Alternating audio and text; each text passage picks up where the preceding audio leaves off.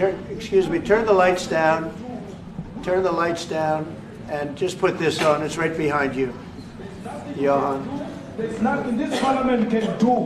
With or without you, people are going to occupy land. These are articles over the last few days. White হাউসের ওভালে মার্কিন president Donald ট্রাম্পের সঙ্গে বৈঠক চলাকালীন নাজেহাল হয়েছিলেন ইউক্রেন প্রেসিডেন্ট ভ্লাদিমির জেলেনস্কি। বৈঠক শেষ হওয়ার আগেই হোয়াইট হাউস ত্যাগ করেছিলেন ইউক্রেন প্রধান।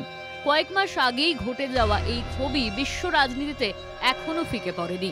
এর মধ্যে আরও এক কাণ্ড, মার্কিন যুক্তরাষ্ট্রে সফররত দক্ষিণ আফ্রিকার প্রেসিডেন্ট সিরিল রামাপোসাকে হোয়াইট হাউসে ডেকে নাজেহাল করলেন ট্রাম্প।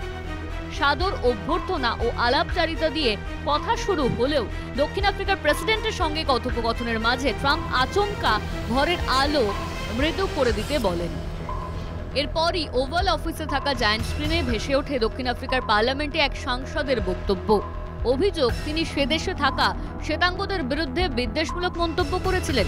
ভিডিওটি দেখা মাত্র অস্বস্তিতে পড়ে যান দক্ষিণ আফ্রিকার প্রেসিডেন্ট।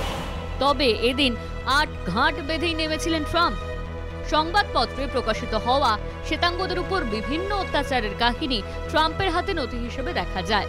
শ্বেতাঙ্গদের হত্যা করা হচ্ছে, এদের জমি কেড়ে নেওয়া হচ্ছে, এমন অভিযোগ শোনা যায় মার্কিন প্রেসিডেন্টের গলায়।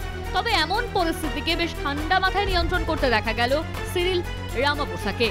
দক্ষিণ আফ্রিকার প্রেসিডেন্ট সেদেশে ঘটা সহিংসতার কথা অস্বীকার করেননি, বরং তার দাবি ছিল শ্বেতাঙ্গদের তুলনায় কৃষ্ণাঙ্গদের উপরই অত্যাচারের ঘটনা বেশি ঘটেছে।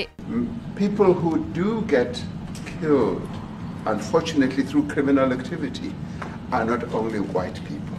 Majority of them are black people. অর্থাৎ মার্কিন প্রেসিডেন্টের প্রশ্নের মুখে পড়ে জেলেনস্কির পথে হাঁটেননি সিরিল। হয়তো কয়েক মাস আগের ঘটনা থেকেই আগেভাগে শিক্ষা নিয়েছেন বিশ্ব নেতারা। কলকাতা টিভি।